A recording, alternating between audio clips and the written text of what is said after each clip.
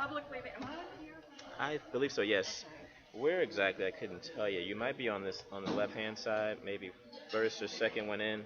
But once the president and Julie and all them come out of the board meeting, they can tell you exactly where you need to go. So hopefully, so there should be two on there. One is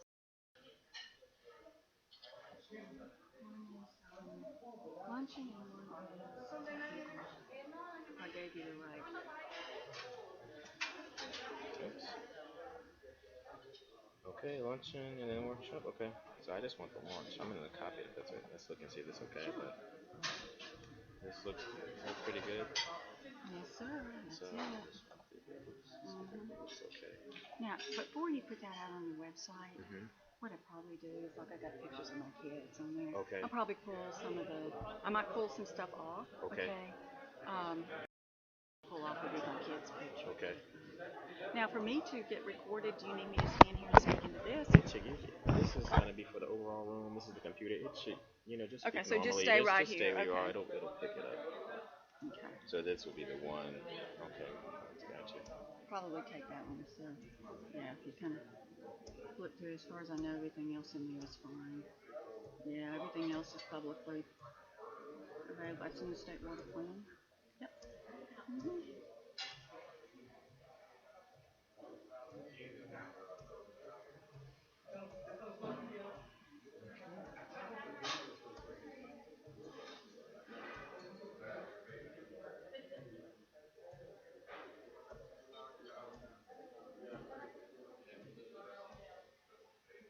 Looks good.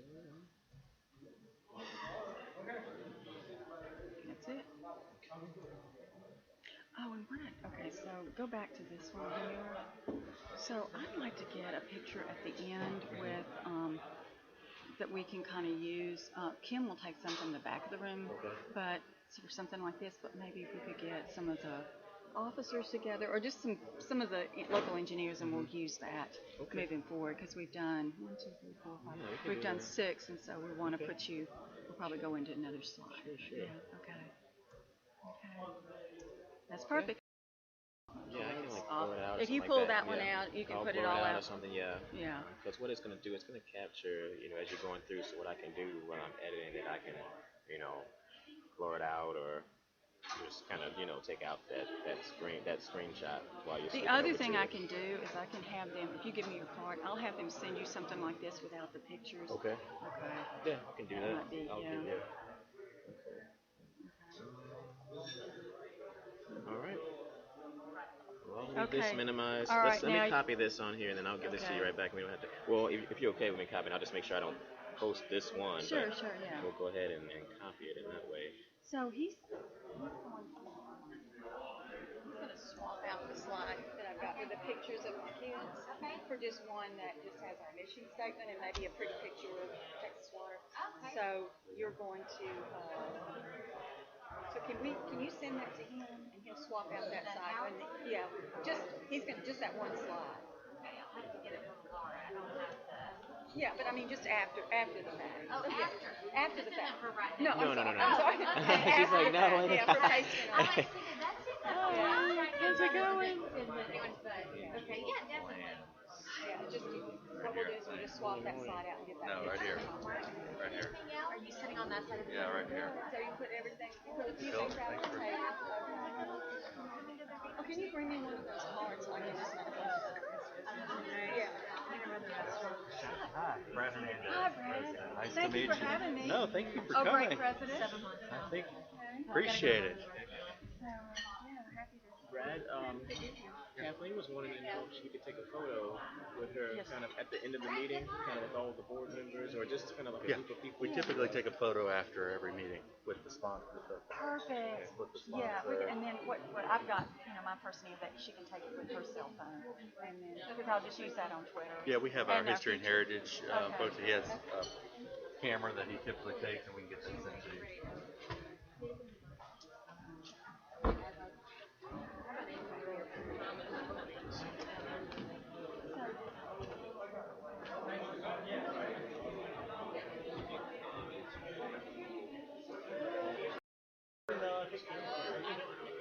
can look at separately, maybe on the same flash drive, but we can plug it over a laptop and then take it over. That'll work. So, nothing particular. Anything you say? Probably had a question or two on it. So, pretty easy, straightforward. And so what infrastructure do you do in here, or do you think that was more? We have a lot of water people. Yeah, we have a big water. Angela, our past president. So we have quite a bit of folks that'll be water based. It'll be a wide variety. A lot of transportation, a lot of water resources, structural. So all the civil engineering disciplines, geotechs. They all like to hear different things depending on what their. Sometimes I like to hear things outside of what I do every day. Transportation, I like to hear different things. Hey, I'm glad to actually get to see you. And do you have your Hi. I was like, that way we can go ahead and get it loaded. And that way you don't have to worry about it trying to. Okay, it's right there. It might say technical session, I think. So he loaded. Yeah, it says technical session. Okay. All right. I'll do that. Okay, perfect. I was like, that way it's already done and we don't have to worry about it. Good thinking. Okay, so we're just thinking we're going to go immediately there and pick right off. Well, I'm going to announce when I finish up, if you have any questions or want to talk to her further, please come to our technical session and we'll get into the questions after that. We can do a Q&A at the end, but some people like to come up and visit with you and all that kind of stuff, which is good, but that way they can take the session as well. Okay, And it's just next door, so it's really easy. okay, so any advice or anything you're particularly interested in? I mean, and you'll get all kinds of questions, and you're actually in this seat right here. Oh, okay.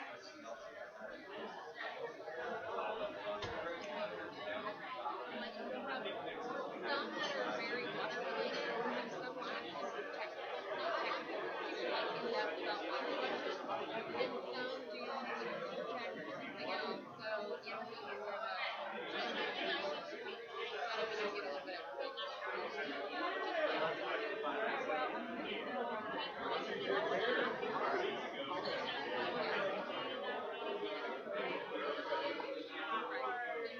yeah, and that's the whole thing.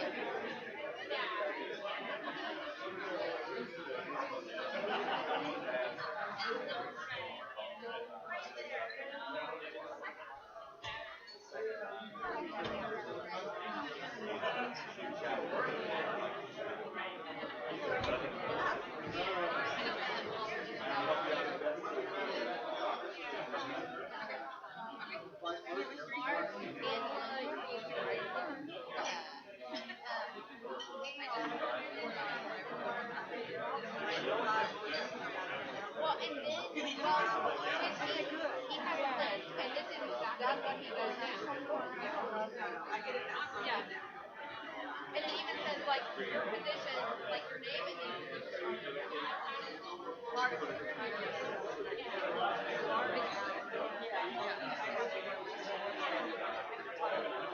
I'm like, it's one of those, he just reads, and sometimes, someone it's kind of Blair, so that makes it, yeah.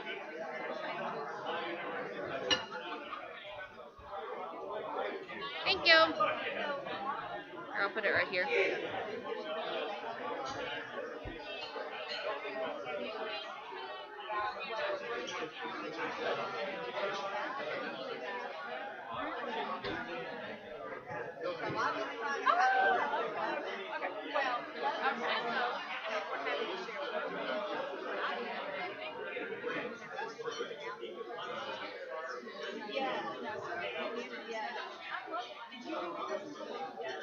I would love to. Are you in? Well, I'm in. So if I'm also, I mean, I can come back. Well, I'd love to sit down and then I don't know how much you share your whole presentation.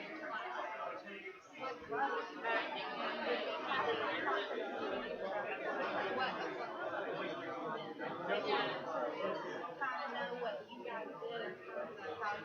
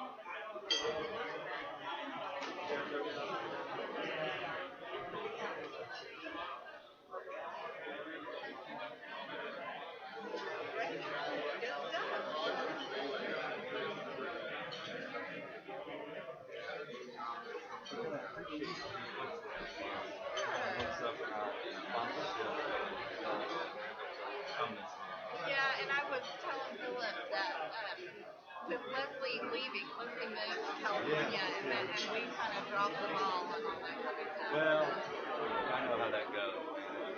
I actually emailed her. I was like, Yes, yes. Did she answer? Did she email you back? must be the time change or something. Yes. So, Brad, have you done that before?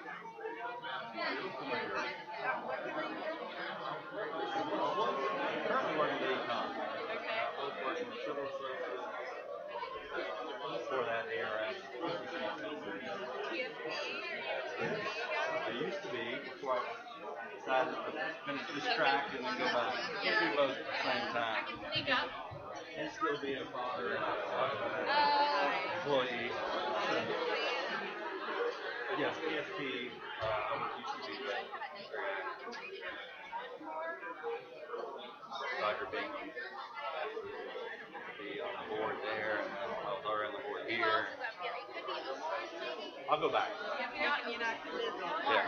Yeah. So I've been on the CSP. I'm guessing Mark still. Okay. Yeah. Yeah, we have a good group. We typically have about 240. Yeah, sorry. August or Yeah. Otherwise, they would be sitting We'll have about with 200. you sitting in the Yes, chair. that would be so good. Yeah. So, and this is not typically the room we're in. If I could be so good. Not to say this, but Better the than being called USDA white. decided to rent everything Wrong out, name. pay up and half to sit here to get pushed. Yeah. Typically, we have a Hey, maybe there's some Jennifer. Yeah. So, couple more minutes. Like Leslie or So they tell you that this is the oh yeah. Either one. so we'll go through the announcement. It's really a Philly From watch. there, I'll actually come up and But talk a little bit still, about it's kind of. I'm going to do a drawing with the raffle, Yeah. And gift cards, and that's about it. And we'll, from there, depending on the time, we'll go directly into Jackson's speech, or we'll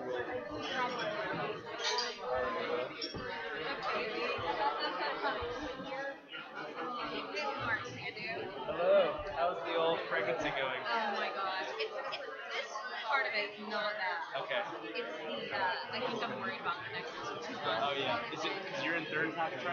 Yeah, I'm 7 months now. Okay, yeah. Yeah, I'm like, oh my gosh. It's crazy right now. Yeah. Jessica she got the most uncomfortable at the end. Yeah, just a little. Yeah. Tiny one. So are you? I am not that tiny. Oh my god. Were you delivering? She asked me that. Oh, Matt Warrior. Okay. Yeah. I figured that, well, my doctor, my OB is right there. She's a quality. Okay, cool. I was like, yeah. Are you going first? No, I'm after the party announcement. There's one thing I gotta say. Make sure You're that. setting up for it, yeah. All right, Mark, Angela, Jen. Is it Rose or Ross? I always say it differently. I always say. I just want to make sure. And Lisa Wolf. Got it. Everybody ready? We're about to get started. Introduce see the people at the table. Yes, at the head table. I've been doing that the last few months after You've been doing good. after Bud mentioned to me. He's the only one that actually came up to me and Bud Bean. Oh, but That was yeah. to see what's your shoe out there. Somebody, I was like, thank you. Somebody needs to tell me. You don't know what you say when you're up here. You know?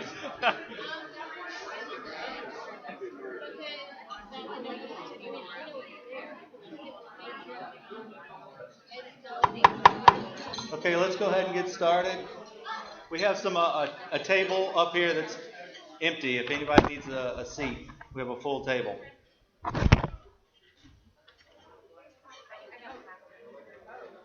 Welcome everybody to our August meeting. Hope everybody has enjoyed their summer. School's about to be in session, so thank you for being here today. I'd like to start by introducing the people seated at the head table. To my left, we have Julie Jones, our program chair. Then we have Kathleen Jackson with the Texas Water Development Board. Then we have Kelly Dillard with Fries and Nichols, our sponsor today. To my right, we have Mark Sandu, social media chair. And then we have Angela Flans, this has changed, our past president. And Jennifer Roth, our education chair, and Lisa Wolf, our newsletter editor. If you would, please stand for the Pledge of Allegiance.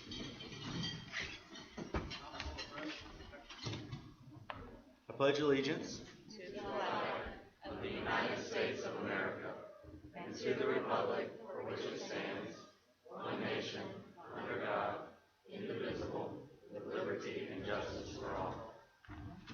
You may be seated. Next, we'll have Mark Sandu come up and do the invocation. Please bow your heads. Lord, thank you so much for the opportunity to be able to come today and meet again in this room with our colleagues. God, thank you for the ability to be able to meet freely in this country. And I just thank you for the gift that you've given so many people in this room. I pray that you would allow us to steward it wisely today and be able to help our communities, help those who are hurting. God, I pray that you would bless those who are being persecuted. And finally, God, I thank you for this food. In Jesus' name, I personally pray. Amen. Thank you, Mark. Next, we'll have Angela come up, and she's going to give you our list of officers for 2016 and 2017.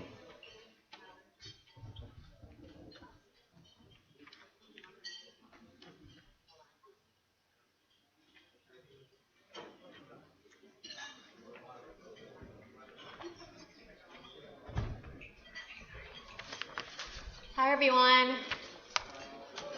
Kind of awake after watching Michael Phelps and the swim team win gold yesterday. How exciting was that? Okay, so as past president, I'm also the chair of the nominating committee. And I had the distinct privilege of letting these people know that they've been asked to be the candidates of the 2016-2017 nominating the slate of officers for next year, the board of directors. We requested and asked these individuals who not only have shown that they have committed to ASCE on the local level and the state level, but these are people who are great volunteers. They've shown a lot of leadership and a lot of promise in leading this organization. So if you are here, please stand up, and I want to at least let the membership know who you are. The vice president, we've asked Anthony Luce to be the candidate.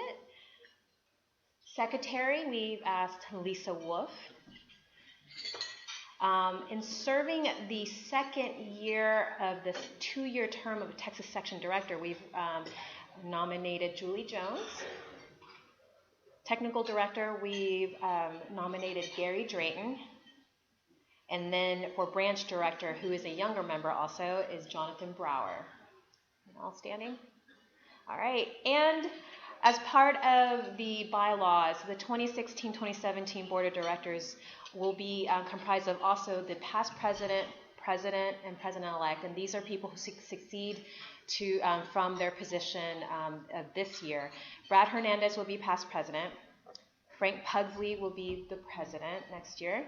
And Mark Boyd will be our president-elect. You all stand? All right. This is what the nominating...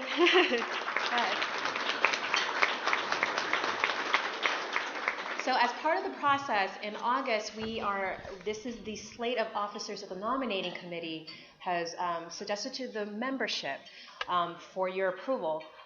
Another way that you can ask to be on the board is also to have 3 subscribing members nominate you to be an officer. So if you want to be on a ballot or you know somebody who deserves to be a board member and is in position to, please talk to me after this meeting, and we will put that in consideration and put on the ballot. But remember, it has to be 3 subscribing Dallas branch members who nominate this person. So if there's just somebody else you felt like should be on this officer list, please let me know. And then we'll be voting online and in hard copy ballots, online starting this week. And then at the September meeting, we'll close out our elections with a hard copy ballot. If you just want to just do it by paper, you know. So, well, congratulations to our nominees. And if you have any questions, please feel free to ask me. Thanks. Thank you. Thank you, Angela. That's the best slate, as I'm the past president next year. That sounds good. Next, I'll have Mark come up. Sandu. I'm going to do that next month. Okay. We're going to change up a little bit. He's going to do that next month. We'll have Jennifer Roth come up and give a little update on education.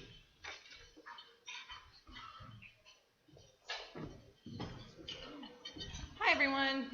First of all, I'd like to thank everyone who participated last year on the Education Committee. We did so many wonderful events, from the Girl Scouts to career days, and none of those events would have been possible without help from volunteers like you guys. And so with that, I'd like to announce what we're going to be doing next year. We have formalized a partnership with DISD. They wanted to do a bridge building competition through their math department, and we are going to be providing the technical support as they develop the competition, as well as hosting some attending their engineering nights so that the students can meet professionals like you. And then we're also going to judge the competition in February. If you are interested in participating in that, our champions are Jennifer Smith and Omar Venzer. If you see them, go talk to them, or you can talk to me if you're interested in participating in that event. Also, we are doing our 3rd year with the Girl Scouts. We are hosting another team for their Cookie Box Creations competition, and we need mentors to work with the girls from November to March.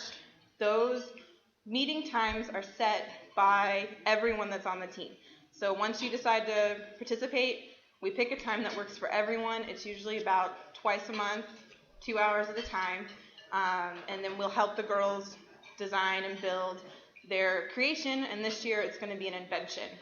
Paulina Cristoforo is the champion this year, so if you are interested in participating as a mentor, reach out to her or also with me, and we'll get you set up. The orientation is going to be October 29th.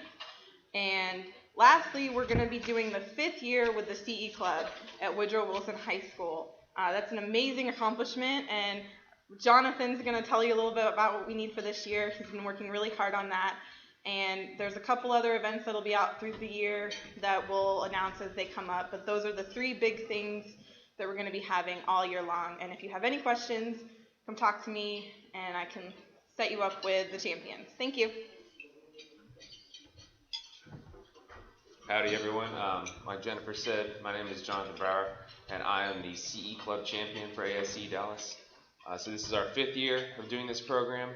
It's been, really great the past 4 years, and I'm just right now kind of building a list of potential speakers to come and basically serve as a substitute teacher for a day in the Civil Engineering and Architecture Design class that is led by Mr. Brandon Carver at Woodrow Wilson High School.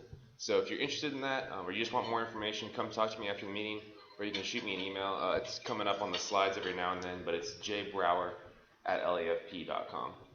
And I also serve currently as the technical director for the Dallas branch, and with the officer change coming in October, we also are looking for some people to take over new leadership positions within our technical institutes. A lot of people are still returning for those institutes, but the TNDI, or Transportation and Development Institute, and the Structural Engineering Institute are both looking for new people to fill their leadership roles.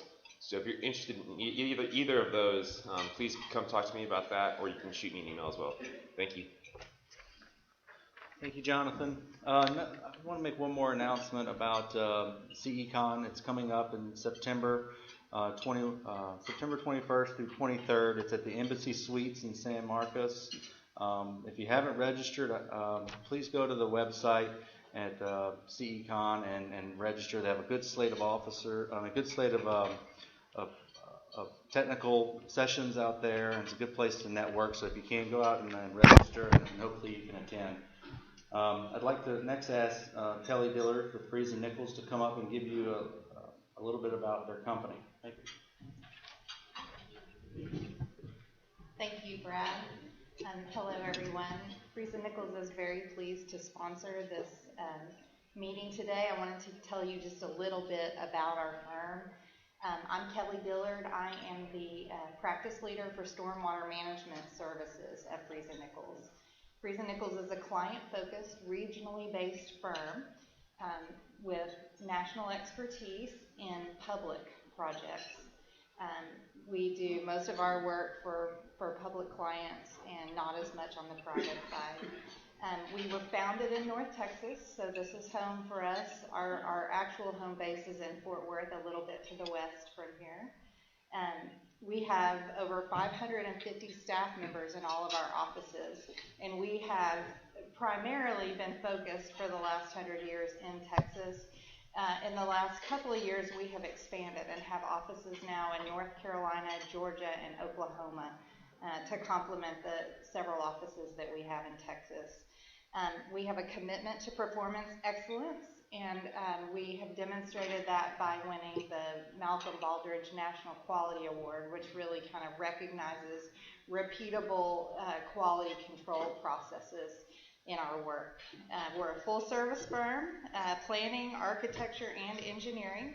We do projects cradle to grave, from policy through design and construction. We have a commitment to sustainability and a stewardship of our clients' resources. We're a charter member of the Institute for Sustainable Infrastructure, which is partly sponsored by ASCE, and I saw that you guys had that this morning as part of your training.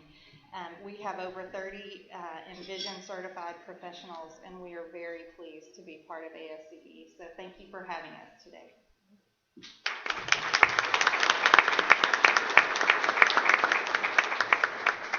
Thank you, Kelly and Freeze and Nichols, for being a sponsor this year. Now, if I could ask that you draw 2 tickets, see who won the gift cards this month. All right. The first one for the gift cards is 5510599. All right, come on up and get your gift cards. You got a $25 Amazon and a $25 Best Buy. Okay. Next one is 5510591.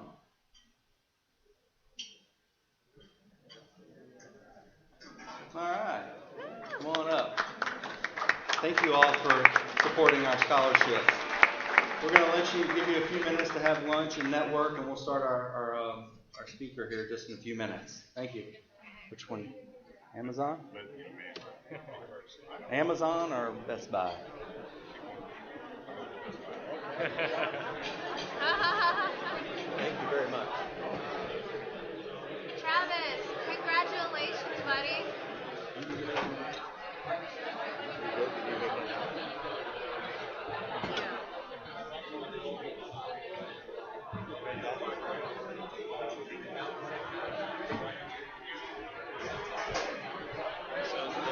Nursery all done? Oh, not even close. Yeah, ours wasn't until very close. We had to convert our office to half office, half nursery, because we don't have any other bedrooms other than our master downstairs. So is the office downstairs or We're all downstairs. Oh, okay. And there's like 3 bedrooms upstairs, and to be Right, right next to close. the, Right. So we're converting my office. Okay. Yeah, our upstairs, our master bedroom is upstairs next to all the other bedrooms, so it worked out. Oh, it worked out. So we're right next to it, yeah.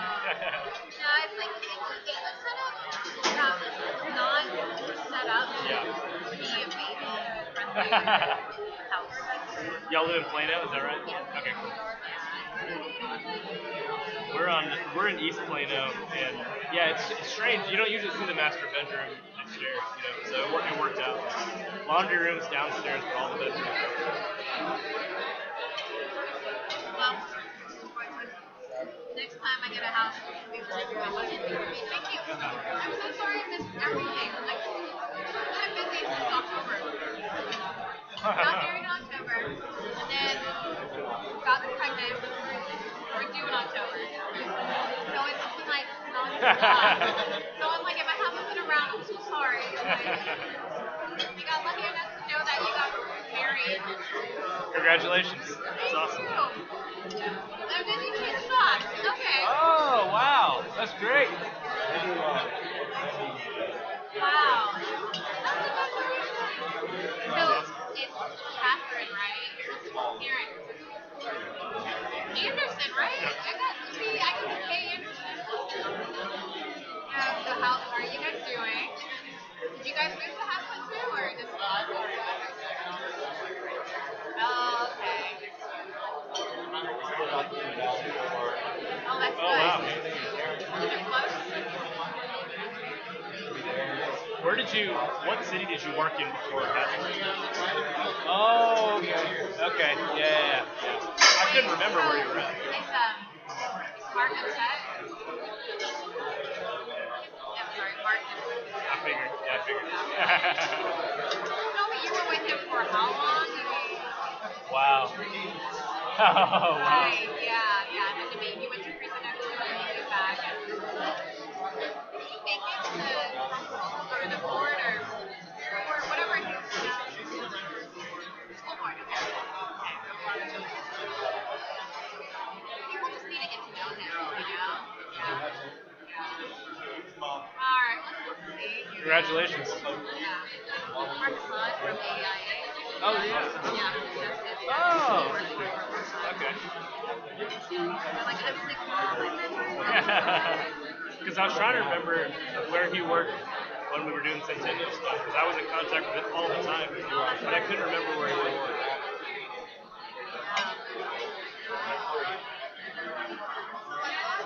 Man, it's just like a lot of change. Oh, yeah. He does stuff with the state as well, right? No? He used to. Okay. Yeah, I think so. Yeah. So I've talked to him a couple times since then, but not much, yeah. Maybe technical or something.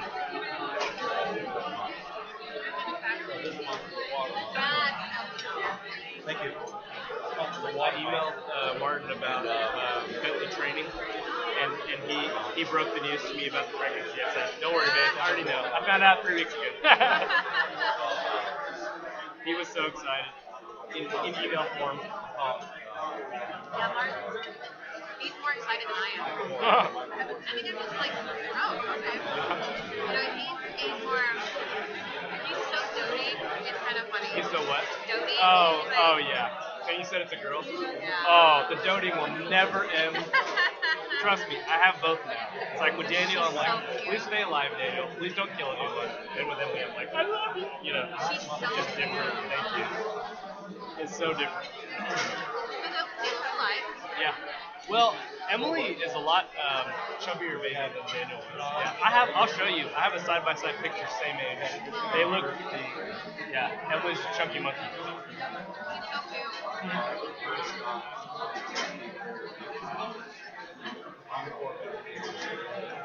And so, your wife's on day shift now, right? Yes, that's what I was asking. I was like, if you deliver at Fresno, Dallas, maybe you have her, Oh, yeah. Yeah, she's on day shift, so that means I get them up, get them ready, take them to daycare, work, back to pick them up, put them to bed before she gets home. It's crazy. Yeah, she's gone before either. Yeah, she has Tuesdays and Thursdays with them. Okay. So it kind of bites for her because she has a basically 4:30 a.m. wake up to going hard till 8:30, 8 o'clock on the day on Monday, Wednesday, or Friday, two of those. Then Tuesday, she's stuck with the crazy 2-year-old all day by herself because we don't have daycare those days. Then she's back to work. Man. Oh, that's hard. Yeah, it's rough. Is your mom still helping? She doesn't help as much. They live in DeSoto, and she has diabetes. We upstairs. It's not really working out like last time. She's just getting older. But let's see. Yeah, this is like the family. I thought I had one of them side by side. Yeah, I might have shown you last time. I don't know. Man, she's so cute. Oh my god. That was yesterday. She has teeth. She doesn't look like it. Yeah, she doesn't look like it. Because I would look at them like, how do you know which one is who, you know? When we have them on the baby monitor, sometimes which Are names different right no, now? they're not. Is he in a big boy competitor? Not yet, but I think he wants one, man. He tries to jump out of his crib all the time. Your parents are so happy that you have two. Oh yeah, they're happy. You're the only one. I'm the only one. Wow. Yeah. And my parents are like, yes, Daniel's very strong-willed. Yeah, understatement of the year. Very strong-willed. Where did you get that from? Jessica, honestly. Yeah, it's a trait that came from her. Yeah. And she'll readily admit it. Oh. You mix that with toddler and it's kind of tough. Who's going to win this battle, mommy or the toddler? Exactly. Do we have the other presentation up there? So, oh, yes. me too. I have it. Please do. Take three. On here, it's just on the USB. Always hungry. Jessica thought it was funny Here towards we the end of go. her pregnancy when she could, at 8 months, when she could put a Chick-fil-A cup on her belly and the 9 months from it. Man. I mean, it's on so much a shelf right now. Yeah. I'm lucky right now. That's why it's so big. It will. You're not on track. Did you have a kick from the girl? Yep. Just kidding. She's saying she likes her food. Yeah. I don't know. We're going to go ahead and get started today. So I'm going to help introduce the speaker. Today we have Kathleen Jackson. She has a diverse background in representing architectural, environmental, industrial, and whole supply interests, which includes development and implementing water management strategies for Southeast Texas. As a registered professional engineer, she served public affairs manager for one of the world's largest petroleum and petrochemical producers. She was involved in the production of agriculture with her late husband, who ran a cattle operation and farmed rice, and served as past member of the Lower Natchez Valley Authority Board of Directors, the Texas Water Conservation Association, and the Sabine and Natchez River Bay Environmental Flow Assessment Program Stakeholders Committee. She's a board member and past president of the Lamar Institute of Technology Foundation, a sustaining member of Junior League of Beaumont, a member of the Texas Farm Bureau, and past president of American Cancer Society for North Jefferson County, and past board member of Junior Achievement of Golden Triangle. She received her bachelor's degree in chemical engineering from North Carolina State University. She has 3 children, sixth-generation Texans who reside and work all in Texas. So please help me welcome her today to present to us.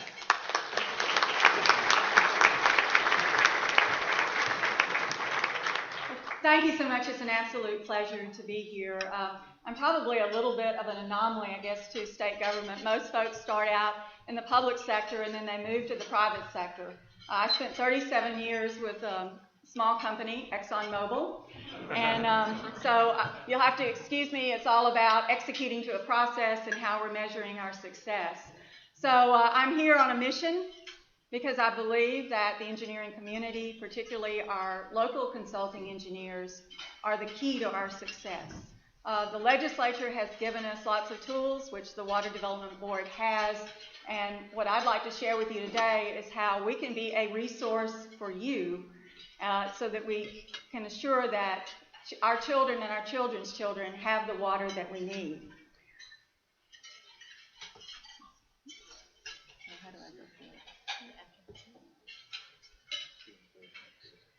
there it is.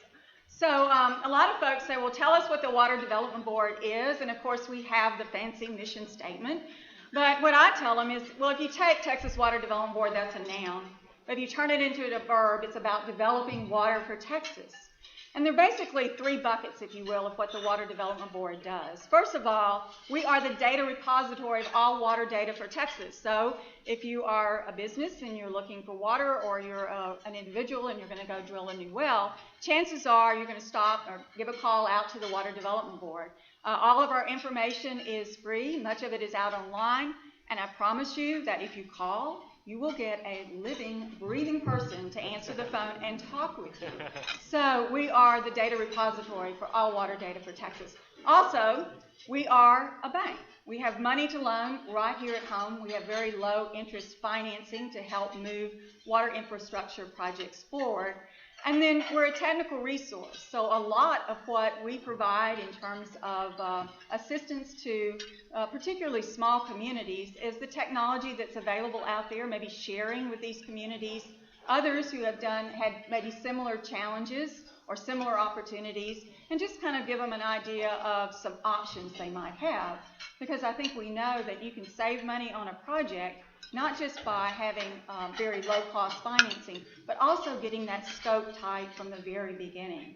So I'm very proud of what I have the opportunity to do in traveling across the state and talking with communities. I was appointed initially by Governor Perry and then reappointed by Governor Abbott. And I know that Governor Abbott is very much committed to making sure that we have the infrastructure we need so that the Texans that are already here can continue to enjoy the quality of life, as well as all the Texans that are coming in the future. Oh, there it is. So let's talk a little bit about Texas and our challenges that we face. In fact, the Water Development Board was actually founded after the drought of the 50s, when, quite frankly, communities across the state ran out of water. And leadership then said, we will never, ever, ever let that happen again. And so they formed the Water Development Board and really started the whole process, which we move forward and we execute today. But if you look across the state, and I put this up here to kind of show between 2011 and 2014, the percentage of Texas that was in drought. And of course, the darker the color, the higher the value, and of course, what you can see right off is that Texas is a state that is almost in perpetual drought, only kind of augmented by those flooding events. So part of what the Water Development Board is charged with doing is making sure that Texans across our state have water in times of drought. Also wanted to show you how quickly things can change. So if you look at August in 2015 versus April of 2015 and then April of 2016, you see how things can change very quickly in Texas. So we're charged with making sure that as the weather conditions are changing, we have the infrastructure in place to make sure that communities across our state have the water they need. I'm from a manufacturing background, so I lived in a world where you were only as good as your poorest performer. So if a small community in Texas runs out of water, then Texas is out of water. So it's incumbent on all of us to make sure that not only the big cities, but also the small rural communities have water. If we look at kind of where we are in terms of our storage, statewide, our reservoirs are right at 85% full. If we look at where we were a year ago, right at 84%. So good news there in terms of our surface water impoundment. The other thing that's happening is not only are we challenged with the change in the weather and the drought conditions in Texas, is that people are moving to Texas every day. And depending on who you talk to, it's anywhere from 1,000 to 1,200 people. And none of them are bringing any water with them. So as the Water Development Board, we are charged with estimating what that growth is going to be, and also working with the regional water planning groups to make sure that we have the strategies in place in order to not only to respond to drought, but also to growth. And you might say, well, what are some of those strategies across the state, and what does it look like? We're all familiar with reservoirs, and we know that we have the resources available from groundwater and freshwater aquifers. But top of the list, it has to be conservation. Again, kind of stepping back into the business world, if you are looking at expanding your existing facility and you want to add growth, you want to increase its capacity, the very first thing you always ask yourself is, how efficiently am I using what I already have? And I think that's an expectation that communities have across our state, is that before we start to develop new water supplies, we ask ourselves, how efficiently are we using the resources that we already have? So conservation is definitely at the top of the list. Again, that's all about efficiency, and as we know, that's probably our most cost-effective new water supply source. Reuse is becoming more and more prevalent across the state, again, enhancing that overall water cycle and allowing us to use water again and again. The farmers will tell you that there's an ocean of water under Texas. It's just not fresh. And so you will see, and I believe, in my personal opinion, that this is the new frontier, is being able to treat brackish water and make that available for fresh water supply. Seawater desal, the stars are lining up, particularly along the coast, because as we've developed the natural gas with the Eagle Ford, that very cost-effective and clean-burning natural gas is drawing manufacturing investment to Texas from across the globe. Depending on who you talk to, billions of dollars worth of investment. And many of those facilities are asking, how can we have a reliable source of fresh water? Of course, seawater is always there, it's reliable, and it's abundant. And we're seeing that those facilities are looking at creating their own seawater desal plant, actually incorporating that as part of their utility infrastructure. And I think as we move forward that you'll also see cogeneration. We know that the most expensive part of desal is the power to push that molecule through the membrane. And so facilities that come together and build potentially cogeneration, having a very reliable source of power and a very reliable source of water, will kind of give them that competitive advantage of the 1-2 punch, because nothing makes more money than reliability. So I think you'll see seawater desal emerging and become a real strategy that Texas is going to embrace. Aquifer storage and recovery, again, we're seeing that evolve and grow around Texas. The big advantage there is that the water is stored underground, and so you don't have the evaporative losses associated with reservoirs. In the city of Wichita Falls, for example, their evaporative losses from their lake were 4 times what their consumption are. So storing that water underground helps us to conserve it and make the resource go farther. Was earlier this morning at the John Bucker Sons Wetlands Center, and saw the wonderful work that they're doing there, using the wetlands, if you will, kind of as a natural filter, and then taking the water that has gone through the wetlands and pumping it, over 40 miles back up so that it can be used again and again. And then, of course, the direct potable reuse project that the city of Wichita Falls implemented, and of course they're moving forward with now an indirect potable reuse, but some great examples right here in your area of reuse and also with conservation. Just wanted to talk a few minutes about the regional water planning process. Texas is very fortunate in the way that we do planning. It's a bottom-up process, so nobody tells Texans what to do. We have 16 regional water planning groups across the state. They're made up of about 450 volunteers. There are representatives there from big cities, from small communities, from agriculture, and from manufacturing. And they basically say, what do we have today? What are we going to need for the future? And what are the strategies or the projects that will get us there? So this is unique across the country in the way that Texas does it, really kind of seeing what the need is and then moving forward and putting the strategies in place again, a bottom-up process for planning. The outcome of that process across the state, we take the 16 regional water plans and we combine them together, and that makes up the state water plan. This is a pie chart that just shows where the water is going to come from in the year 2070, and as you can see, it's not one big answer, it's a lot of little answers. And although surface water is certainly 30% of where we think our future water supply will come from, there's also right at 45% will come from conservation or reuse, seawater desal, and other strategies including brackish desal. So lots of strategies and technologies that will be needed, and again, move forward for local communities. Conservation in the state water plan makes up about 1/4 of all the strategies in 2070. It's the most frequently recommended strategy in the 2017 plan. And for the first time ever, we have about $4 billion in capital costs that have been identified for water conservation.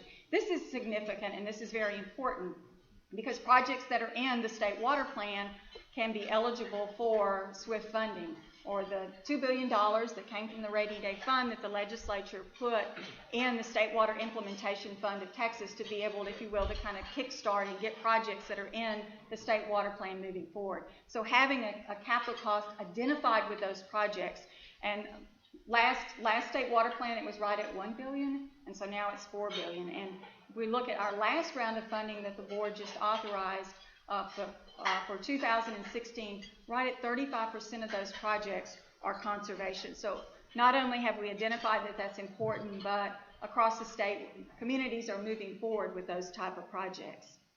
Wanted to just let you know that I guess maybe the newest, hottest news for the state water plan is that it's now available online. So what we're really encouraging communities to do is to find yourself in the plan.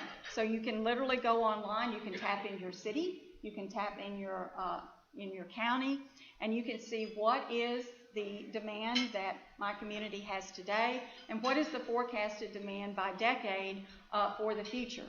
So all this is available on the web, and then you can go in and see, well, what are the projects that have been recommended through the state water planning process that will help the community that I live in meet our future water needs. So this is extremely important information for communities to go out and engineers to access, because not only is the planning process a bottom-up process, but moving projects forward in Texas is very much a bottom-up process. So you can have the money and you can have the technology, but it's up to local communities to kind of take the bull by the horn and move those projects forward. So knowing what they are and having that available to local communities is very helpful.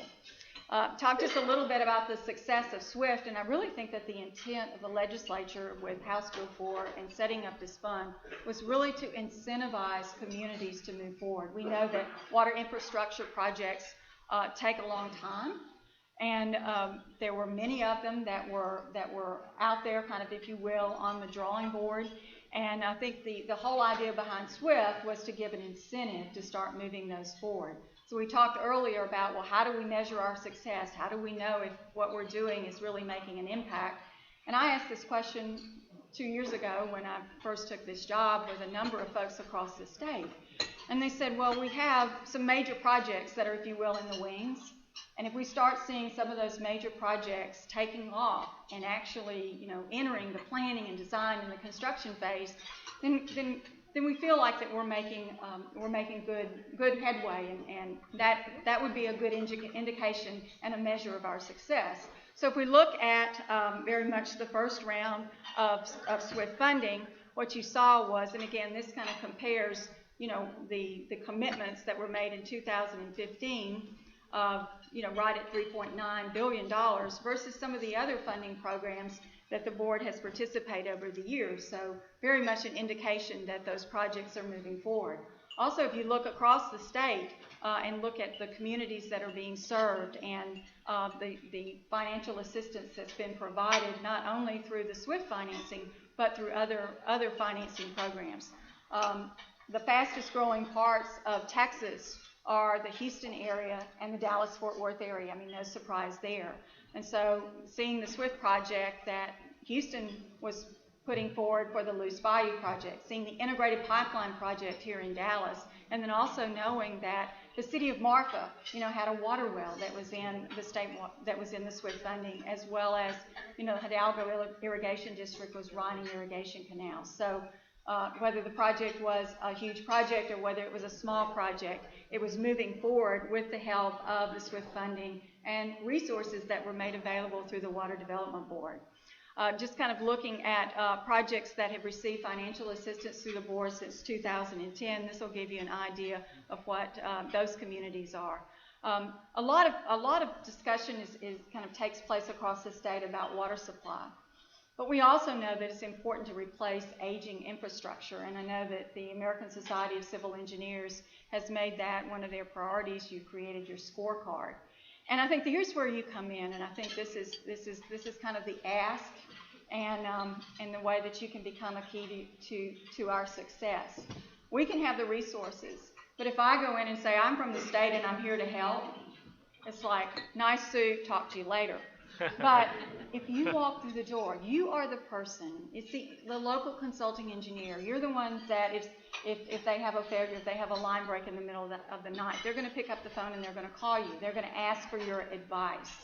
So you have that relationship. So why not walk in and say, listen, city manager, let's talk a little bit about not just what the financing benefits can be from moving forward and doing a project with the Water Development Board, but what benefits can the community achieve by enhancing your reliability? Let's talk about a metering program. Can we go in and install meters, capture that water that, quite frankly, now is leaking into the ground and you can't charge for? Take on a little bit of debt service. Do what engineers do best. Do that cost-benefit analysis to encourage them to be proactive rather than reactive. And please know that our role as the Water Development Board is to help and assist you and to provide the tools to help you do that, either through the data that we have or through the financing that is available through the board. So a very important role that consulting engineers can really move forward and do to help get some of these projects moving forward. One of the big questions and one of the things that I've noticed in traveling around the state, if you're in Dallas, obviously you have your capital improvement plan. If you're in Houston, you're marching forward every year and you're replacing parts of your aging infrastructure. But if you're a small community, there's so many other things that you have to deal with on a day-to-day basis. It's oftentimes you don't take time or you don't have a capital improvement plan. So one of the things that I've heard from leadership in rural communities and talking with Texas Rural Water, part of what I've heard from your leadership with the American Society of Civil Engineers is that, getting that capital improvement plan in place. So it's great that we've got the state water plan, but we need to kind of bring that down to the local level and get local communities to look at where do they need to start investing and put together their own plan. Make sure that they're aware of what their infrastructure needs are. And then, again, if they do have a situation where maybe they are responding reactively, if they've got a capital improvement plan, then you can be both reactive and proactive at the same time. We talked a lot about the SWIFT, the State Water Implementation Fund of Texas. I think that's gotten a lot of focus around the state because it is our newest program. And it does have very good incentives in terms of its interest rate in being able to move forward for water supply projects. But if you take all of the funding that the board has done through the SWIFT and you compare that with our other funding programs, about $1 billion in 2015. If you look at all of our other funding programs, there's about $1 billion worth of funding there as well. So lots of opportunity through our Drinking Water State Revolving Fund, our Clean Water State Revolving Fund, and also through something called defund. So the short news there is that there have been hopefully some great changes that have happened in those programs. Come September 1, you'll have the ability within the Clean Water or Wastewater State Revolving Fund to do multi-year. We've heard from folks that they really like that option with the SWIFT, so we've made that change within our board program to make that multi-year commitment. So communities can come in, they can do planning and design, and they can do construction, and then just basically get the commitment up front, but then take the money as they need it. One of the changes that came recently from the federal government, we'd always been able to do stormwater project within something called defund.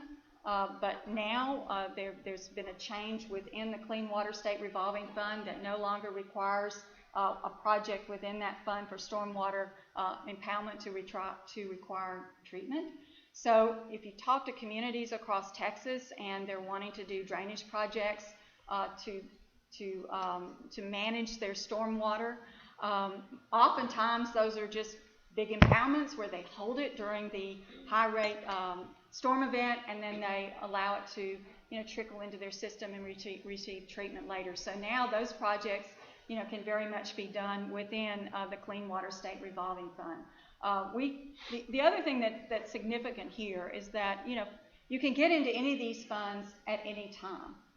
We do have something we call loan forgiveness that's available again through the federal government on both the drinking water and the Clean Water State Revolving Funds. To get into that IUP and to be eligible for those, you have to come in before March.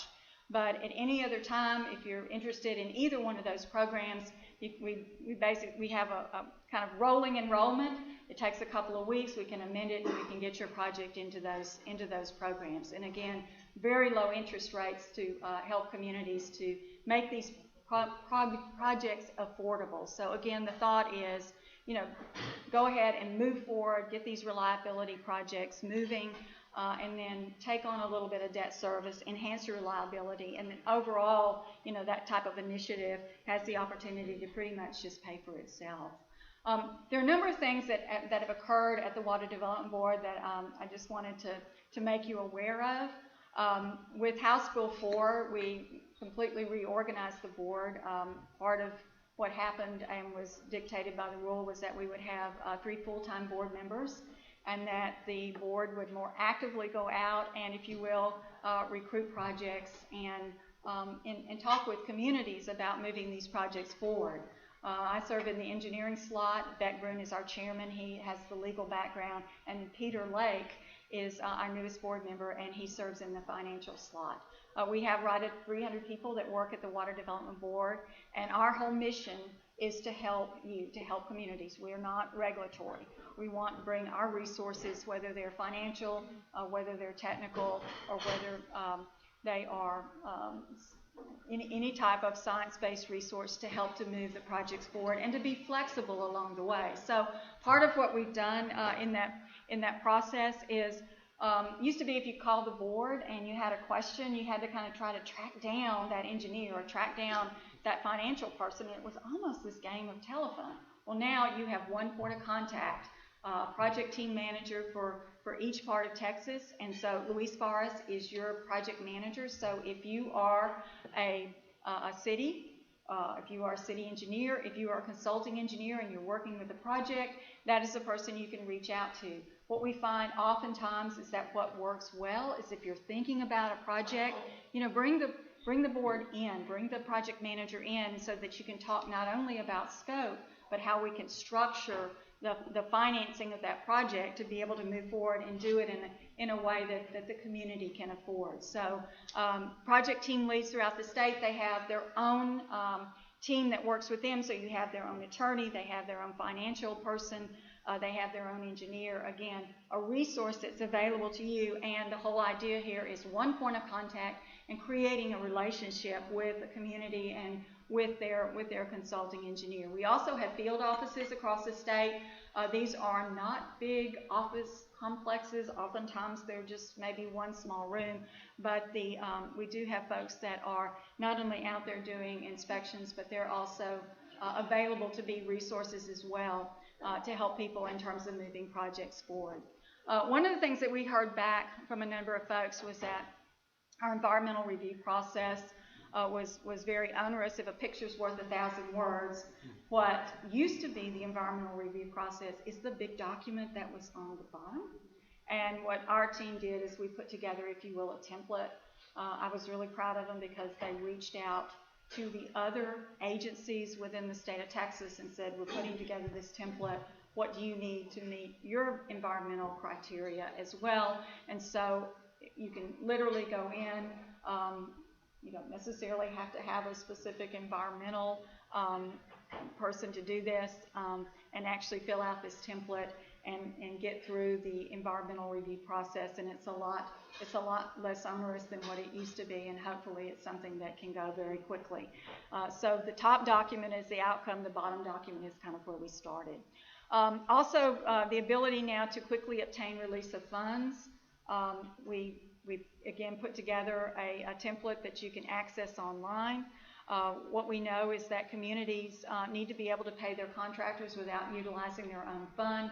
And the key, I guess, deliverable here is that, again, with staff working through this process of developing this template, by the time from the time that you submit the template with your request to you actually receive the funds within your community, right now is less than 14 days.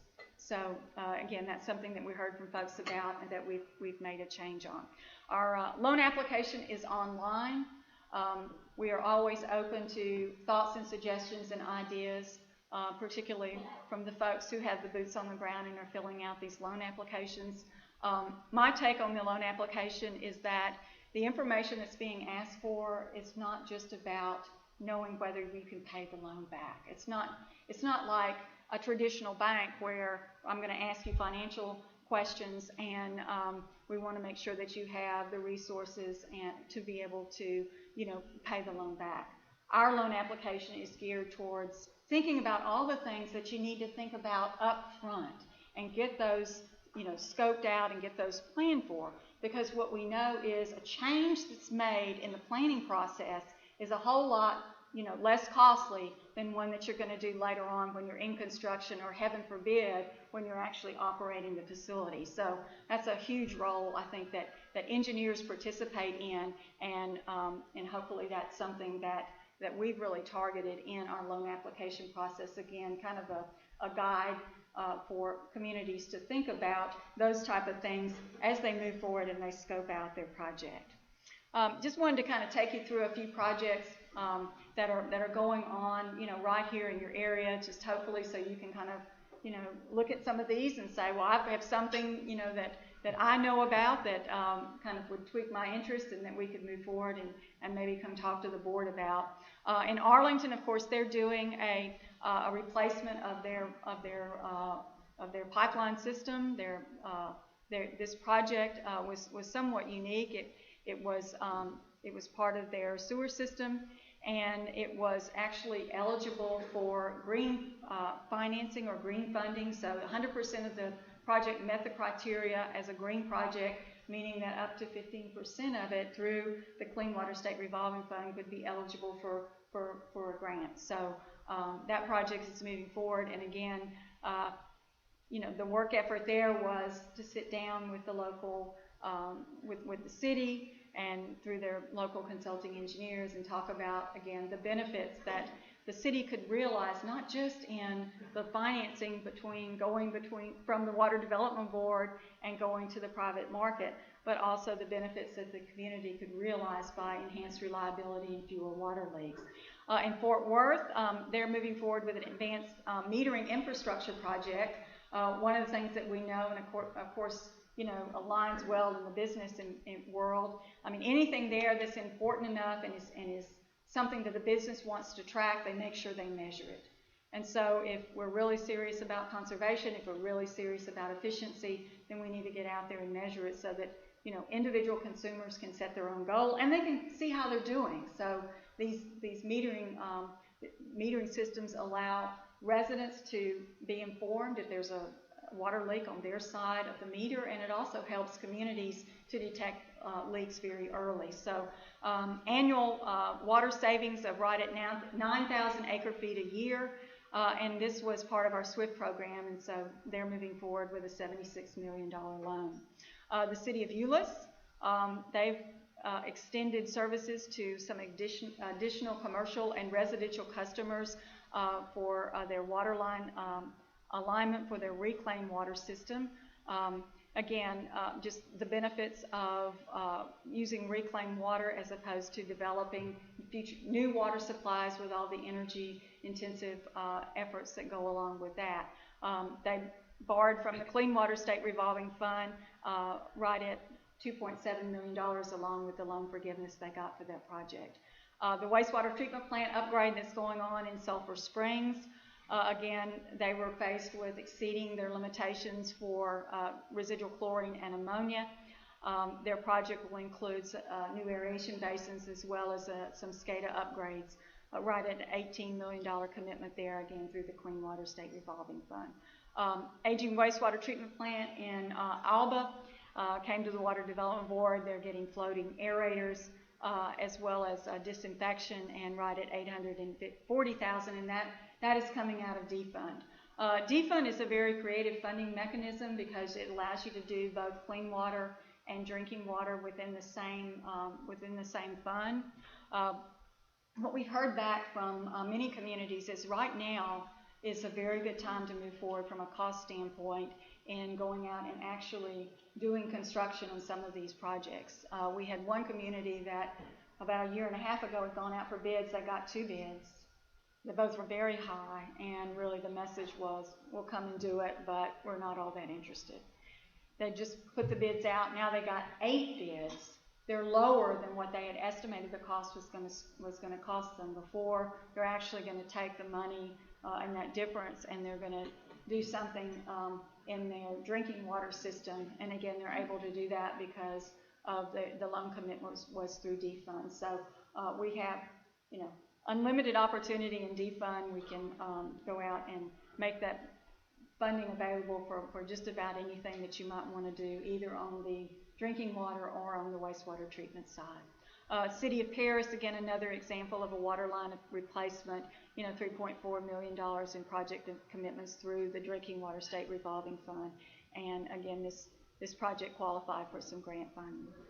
Part of what my mission, I guess, in traveling around Texas is not only to share with communities the resources that we have with the Water Development Board, but I'm also a big believer in continuous improvement. And so to the extent that you have thoughts and ideas on how the Water Development Board can improve, on how we can do things differently, would very much like to hear from you. You're the boots on the ground. You're the people that are out there engaged in every day. And so we definitely need to be responsive to the things that you see so that you can be successful. We'd like to know maybe what are some of the challenges that utilities have in moving forward. I pretty much see my role as a board member is, first of all, kind of taking care of our amazing staff, but also to identify any barriers and kind of ask the question, what can we do to remove those barriers so that we can move forward and we can be successful?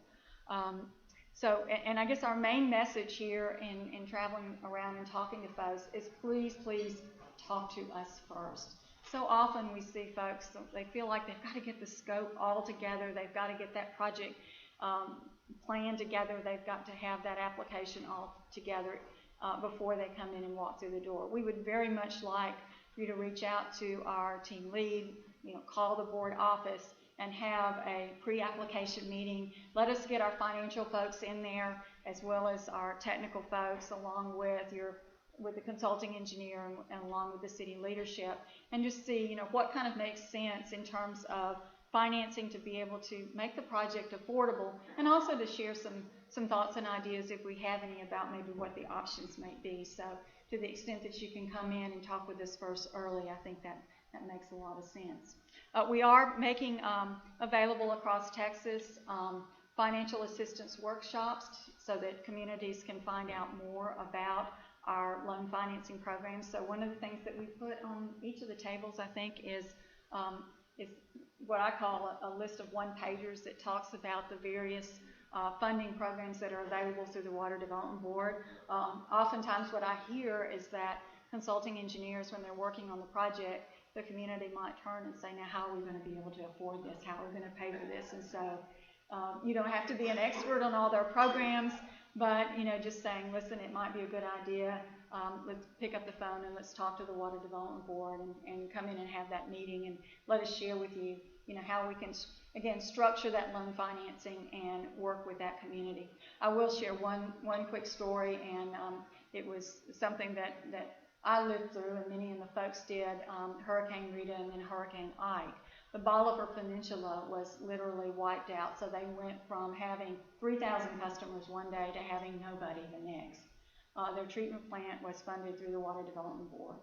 and the very first ferry that went across Galveston Bay to Bolivar, had a representative from the Water Development Board. We stand on the shoulders of those that came before us, and our previous board members believed that the board had never had a default and they weren't going to start then. They let the folks in Bolivar know that we were going to work with them, we were going to help them get back on their feet, we were going to restructure that loan and do anything and everything we could to make sure that they were successful. And of course, the rest of the story is that they're rebuilding the Bolivar Peninsula. In my mind, it looks very similar to what it did before the hurricane. But again, they were able to do that because they had partnered with the Water Development Board. So the financial assistance workshop that's up next is Corsicana. I've attended these financial workshops, and oftentimes I ask who's in the audience, and usually about 30% of the folks there are consulting engineers. And sometimes I'm just so proud of our group and of our profession, because if a community asks a question, I've seen oftentimes the engineer ask the question even before our staff can step up and get the answer. So a real tribute, I think, to engineers in reaching out to get the tools to help communities to be successful. Did want to make you aware of texasflood.org. We were, of course, our thoughts and prayers go out to those individuals that were impacted by the flood, and there was loss of life. We were charged as the Water Development Board from Governor Abbott to implementing an early warning system for Texans, and our first thought was that we have lots of data out there, stream gauge information as well as weather data information that needs to be available not only to emergency management but also to individuals across the state. So we put together all that information where you can get it in one place, and so you can go to texasflood.org. There is one section that deals with weather information. There's another section that deals with stream gauges, and much of the data is live data, and you literally just tap on the dot and it can come up for your particular community. So we're moving forward. We put out requests for local community, or for communities that were interested in grant financing. We have $2 million. We got requests for $7 million. So we're working through that. But I think that's an indication of how important communities see path forward in this type of initiative. So be sure and go and check out that website. We are showcasing the activities of the board in a conference. So just to kind of give you a heads up to save the date, Water for Texas will be in Austin and in January. And again, if you have thoughts and ideas about things that you would find valuable to learn about, please share those with us as we're putting together the conference schedule. You'll end up, I guess, on this slide. I've had the really the distinct honor and privilege to talk to a number of the branches across Texas. I can't tell you how important the work is that you do. And how important I feel like that you are moving forward to our success, because again, you are who the communities turn to for advice. And so, if you can walk in the door, have that conversation about upgrading their infrastructure, about where their future water supply is going to come from, and really do what you do best, that cost-benefit analysis, so that they can see that they need to move forward and they need to make the investment. I personally don't think the challenge is, whether they come, or the opportunity, whether they come to the Water Development Board or they go to the private market. They can definitely save money by coming to the board, but the real challenge is getting communities to realize that they need to invest. They need to invest in that infrastructure. And what we are is a resource for you. We want to be a resource for the consulting engineer who has the relationship with that local community, that goes in and has that conversation and says, let's be proactive and really kind of look at what are our future water supply needs, what are our needs for wastewater treatment, how can we move forward and do water conservation at the same time, enhance the reliability for our community, make sure that, we have the water that we need, for our children and for our children's children. So these are our three board members. Again, please know that the Water Development Board exists for you. We want to be a resource for you. Any thoughts and ideas that you have, please share with me about how we can do better, or if there's some areas where we can take some of our efforts and redirect them. I'm happy to answer any questions that folks might have, and then we do have a technical session where we'll go into a little bit more detail about some of these programs after the meeting. Thank you.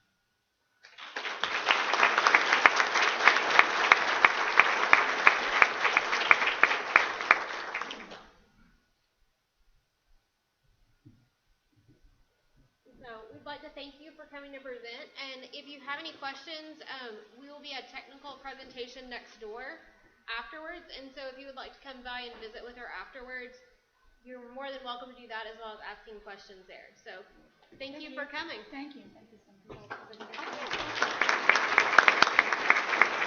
So thank you all for being here today. Thank you for making the room change. Hopefully next month we'll be back upstairs, but stay tuned. You never know. Like Julie mentioned, Ms. Jackson will be next door giving a little bit more information, so please stop by and listen to her give a little bit more information on the TWDB. Next month our meeting is September 12th. We'll have Mark Sanchez with Parkhill, Smith, and Cooper to present on wastewater reuse. Thank you all for being here today. Meeting adjourned. When's your due date? I was going to ask you, so next year, Okay. can we just contact you? It's coming up. Yeah.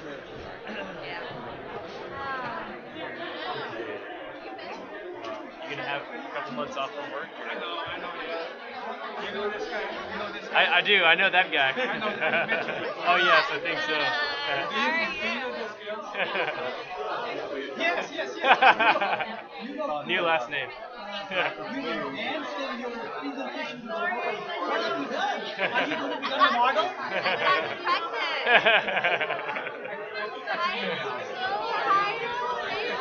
I'm going to be coming by the office. Yeah, last time I saw you come, I see. Right, Thursday. I couldn't make it that one time, so we're meeting on Thursday. Okay, great. I'm glad to see you and everything. Yeah. I'm good. She's doing great. She's growing really good. Yeah, they've been here in Dallas a lot more. Yeah. So they've been buying me clothes. Hey.